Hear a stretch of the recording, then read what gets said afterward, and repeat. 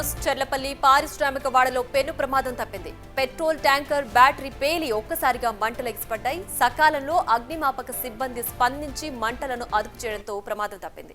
అగ్ని ప్రమాదానికి అతి సమీపంలో గ్యాస్ సిలిండర్లు, లారీలున్నాయి.